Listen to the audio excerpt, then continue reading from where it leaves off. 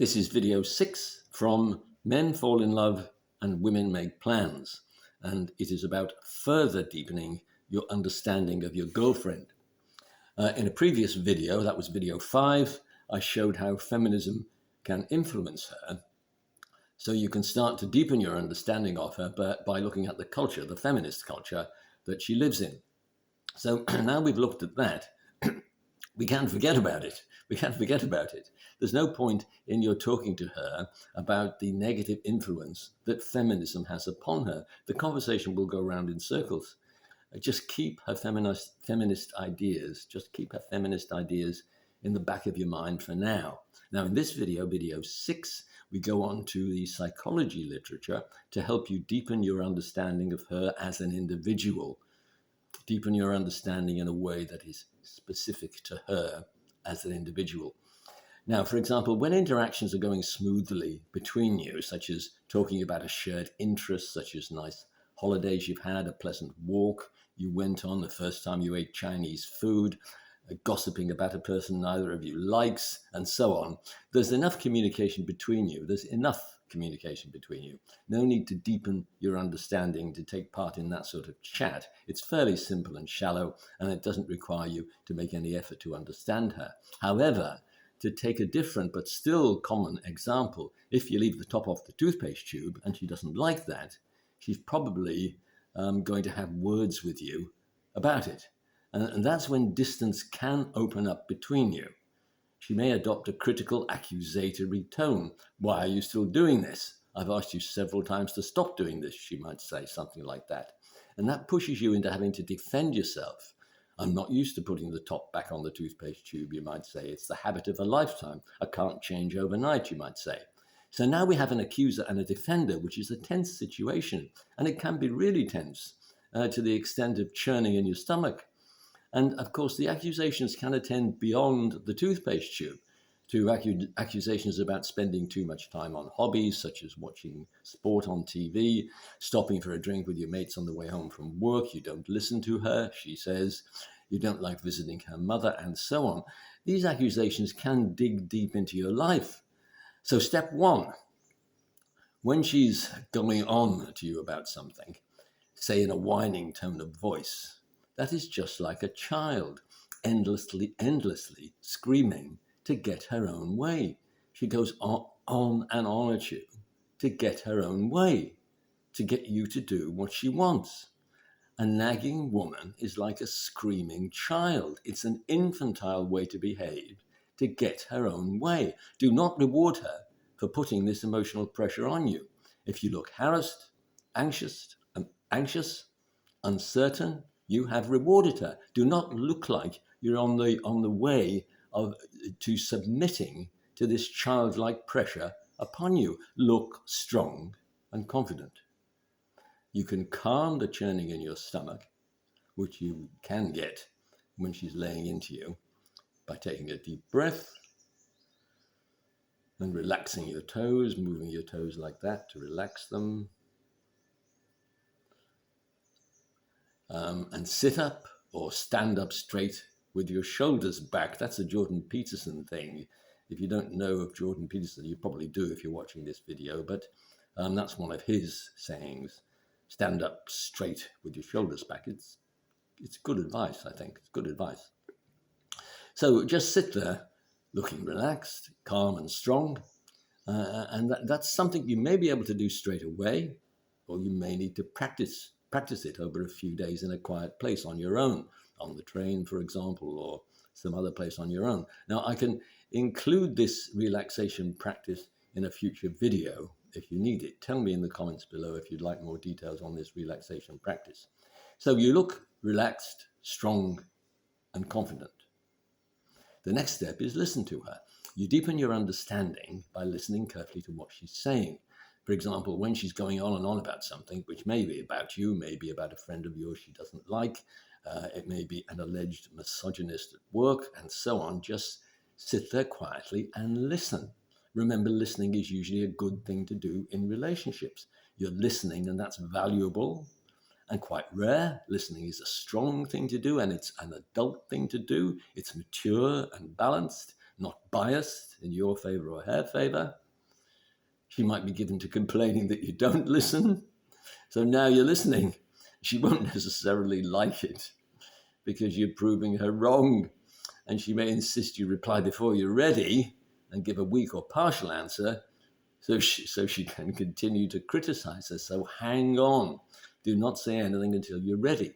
Now here's the big deepening bit to understanding her. While you're listening, you are deciding who she thinks she is. Who does she think she is when she's going on at you? She has an attitude of some sort. What is it? Now, for now, you're listening to decide whether her attitude leads her to talking just like a critical parent or like a child, just like a child. And it's when she does critical parent type of talk and child type of talk, your stomach can easily churn. Now, the reference for this critical parent-child idea is Eric Berne, and it's in the book, Men Fall in Love and Women Make Plans. I'm simplifying his work for this video. There's more to it if you want to look up the reference. You'll have plenty of time to mull over whether she's talking like a critical parent or talking like a child, because what she's saying will last quite a long time, and she won't notice at first, at least, that you're not replying. So listen to her, and here are some guidelines to help you decide who she thinks she is. Does she think she's your parent? That is, your critical parent. For example, she might say anything starting with, "Can't you just?" "Why don't you?" Or "You should have." So can't you just buy an aerosol and spray over that dent in the door of your car? Why do you need an expensive repair? Why don't you? Why don't you watch the match highlights on YouTube? You don't have to sit in front of the TV all afternoon. You should have. You should have had a flu jab, and you would not be complaining about how rotten you feel now. You weren't complaining, by the way. You were simply describing your symptoms. Any talking down to you to get you to change your behavior in some way may be critical parent, which is a bit crazy, really. A critical parent is like she's insulting you into complying with her, insulting you into cooperating with her. How does she expect that to work? Or anything in a talking down to you tone of voice. Talking down to you tone of voice may be critical parent. Now, you also listen for her talking as a child. So that might be anything starting with, "I want. I want to visit my mother this weekend. I want a new kitchen. I want to give up work. I want 2 children." Or anything blaming other people, not seeing her own imperfections. "It wasn't my fault. It wasn't my fault," she might say. Or anything claiming that things are not fair. That's very childlike. "He gets paid more than me and it's not fair." Or anything demanding attention, such as talking in a loud, high-pitched tone of voice, loud squealing or giggling, often in the company of other females, that is. Emotional outbursts, such as "I was furious." Things like that almost sound like a child, like stamping her foot.